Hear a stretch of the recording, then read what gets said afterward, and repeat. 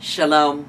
Welcome to Challenging Torah, a project of the Malibu Jewish Center and Synagogue. We are in Parshat Shemini. This is an amazing, amazing Torah portion.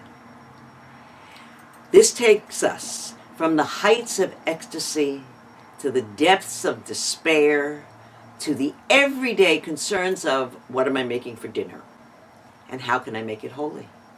The entire range of human experience is contained within this portion, which is named Shemini, which means eighth, and I always think of it as the eight lying on its side and an infinity sign as we go through what is the challenge of how are we human beings in a world, especially in a world where God is invisible, where we want to make a connection, where we don't know when we overstep boundaries, how to have a holy life. What do we do when we don't get what we want, and what happens when tragedy befalls us? It's all right in this portion.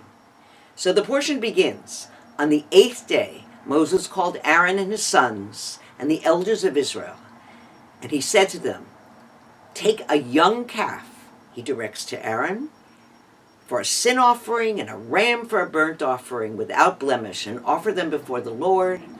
And they brought, which Moses had commanded, before the tent of meeting, and all the congregation stood before the Lord. And Moses said, this is the thing that the Lord has commanded you to do, and the glory of God will appear before you.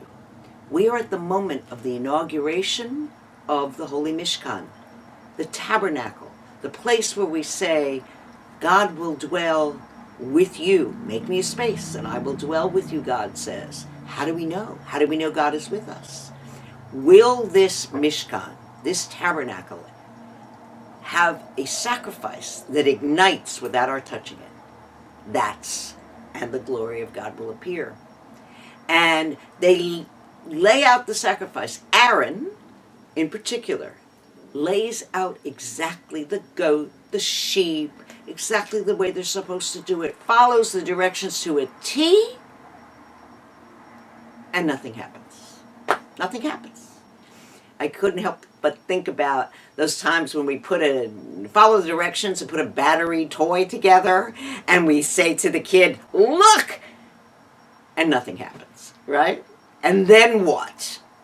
So, at that moment, Moses joins Aaron, and the two of them go together into the tent of meeting. We don't know what they do in the tent, but they come out together and they bless the people. And at that moment, after they bless the people, a flame comes out of the heavens, ignites the sacrifice, and all the people see. They shouted and fell to their faces. It's amazing. This is the moment of great jubilee. All of these months and months of preparation, the holy tabernacle, a place to contain God's presence, an invisible God that needs to at least leave a mark so that they can see that God is with them, a sign. It happens.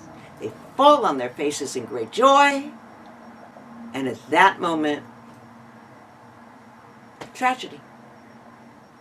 Nadav and Abihu, the sons of Aaron, then each took his fire pan and his censer. They put fire in it and offered strange fire before the Lord, which God had not commanded them. And fire went out from the Lord and devoured them, and they died before the Lord. And Moses said to Aaron, this is what the Lord spoke, saying, I will be sanctified by them that come near to me. Before all the people I will be glorified. And Aaron was silent. Wow. This time the fire does not come out to the sacrifice. It takes them. It literally lifts their soul. There's nothing left but their bodies, untouched. Their cousins carry them out of the camp. Aaron says nothing. What happened? Are they saints brought back to God as a reward for being extra, having put a strange fire that is so holy that they're taken home, literally? Or are they being punished for arrogance, for not following the directions, for doing it their way, for not wearing protective clothing? For sages forever have looked at this question of whether they are saints or sinners. Has God brought them home? Is God a consuming fire? Ochelet esh. What happens when it becomes all-consuming, too consuming? It's very clear that there are sacred boundaries, and that they have in some way gone beyond those boundaries, for good or for bad. And I think of those who are fanatics for a cause, burning with an inside fire. What happens when they've gone too far? What happens when we don't understand the power of the fire that we're playing with? In our age, that's a nuclear challenge.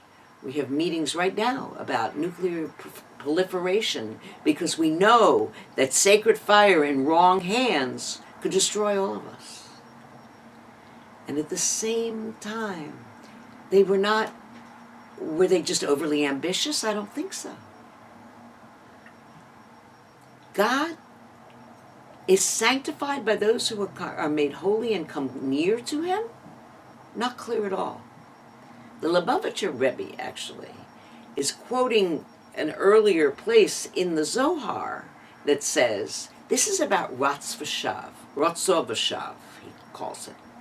When one runs towards, like the chariot of Ezekiel, when you run towards the holy and then retreat, right? We run close. And we spend our lives going back and forth like that. They ran forward and were unable to shav, to return. We're left with this mystery, things we don't understand. And then we have Aaron, who says nothing. He's silent. And we know, Rabbi Lawrence Kushner has a great title of a book, I Am God and You're Not. There are things we're just not going to understand about our world. And we know that when we approach someone who is in deep mourning, we're not supposed to say anything.